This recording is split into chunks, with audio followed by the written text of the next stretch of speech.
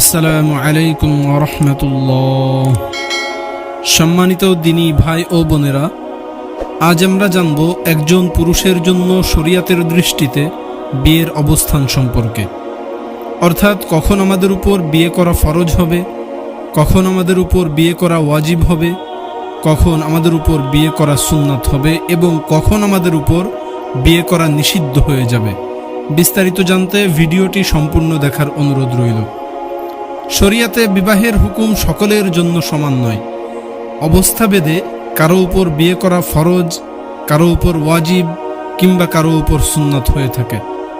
ঠিক তদ্রূপ কোনো কোনো ক্ষেত্রে অপারগতা, অক্ষমতা কিংবা অন্য কোনো কারণে বিয়ে করা মাকরুহ বা হারাম পর্যন্ত হয়ে থাকে। এবার আমরা জানব বিয়ে কার উপর ফরজ। যেমন কারো যৌবিক চাহিদা এত বেশি যে বিয়ে না করলে তার দ্বারা কোনো যৌন অনাচার ঘটে যেতে পারে বলে নিশ্চিত ধারণা হয় এবং স্ত্রীর ভরণ পোষণের ব্যবস্থা করার সামর্থ্য যদি তার থাকে এবং স্ত্রীর উপর কোনো প্রকার অবিচার করবে না বলে নিজের উপর আস্থা থাকে, তবে এক্ষেত্রে তার জন্য বিয়ে করা ফরজ। যৌন অনাচারের বিবরণে বলা হয়েছে কুদৃষ্টি এবং হস্তমৈথুন উভয়টি যৌন অনাচারের অন্তর্ভুক্ত। এবার আমরা জানব বিয়ে কার উপর ওয়াজিব।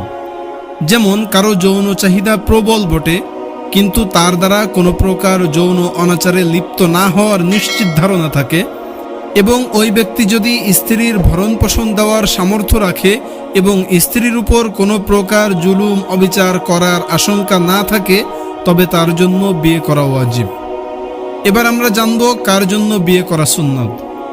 যার যৌবিক চাহিদা প্রবল না ঠিকই, কিন্তু স্ত্রীর হক আদায় করার মতো সক্ষমতা তার আছে, শরীয়তের দৃষ্টিতে তার জন্য বিয়ে করা সুন্নাত। এবার আমরা জানব শরীয়তে বিবাহ করার নিষেধাজ্ঞা কার উপর রয়েছে।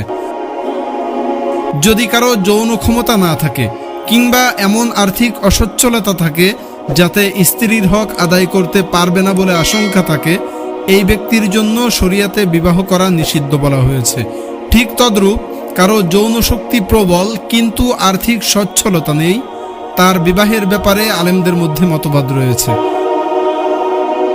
তবে গুনাহ থেকে নিজেকে হেফাজত রাখার উদ্দেশ্যে বিবাহ করলে আল্লাহ পাক রব্বুল আলামিন অবশ্যই বরকত দান করবেন ইনশাআল্লাহ। যেমনটা আমার নিজের জীবনে ঘটেছে। আলহামদুলিল্লাহ, এখন আমি আপনাদের দোয়ার বদৌলতে অনেক অনেক সুখে আছি।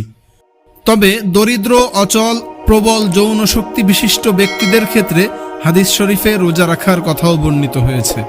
তারা ধারাবাহিকভাবে রোজা রাখতে থাকলে তাদের যৌবিক চাহিদা অনেকটা কন্ট্রোলে থাকবে বলে আশা করা যায়।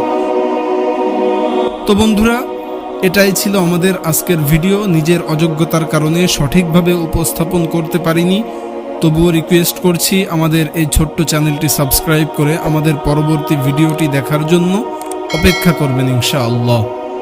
আমাদের পরবর্তী ভিডিওটি আসছে ছেলে মেয়েকে বিবাহ দেওয়া পিতামাতার কর্তব্য সম্পর্কে, যদি আল্লাহ পাক রব্বুল আলামিন হায়াতে দারাজ করেন। আপনাদের সকলের সুস্থতা এবং দীর্ঘ নেক হায়াতের কামনা করে আমি অযোগ্য অধম রাইহান আজকের মতো এখানেই বিদায় নিচ্ছি। আসসালামু আলাইকুম ওয়া রাহমাতুল্লাহ।